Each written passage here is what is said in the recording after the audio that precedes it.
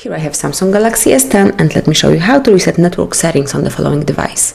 So at the very beginning you have to open the list of all apps, then find and select the settings, scroll down to almost very bottom of the list and pick General Management, so it's this tab. Here you will notice the reset, so just tap on Reset and from the pop-up list select Reset Network Settings, so it's the second tab. And this operation will reset all network settings, including these for Wi-Fi, mobile data and also Bluetooth. If you are aware of that fact and you still want to reset settings, just tap on Reset Settings.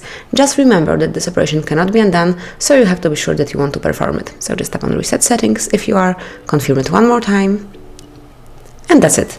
Network settings have been reset.